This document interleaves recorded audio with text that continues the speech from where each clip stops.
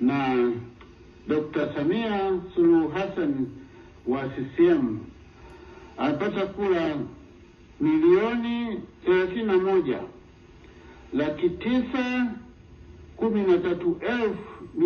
1,913,866 sawa na 97.66.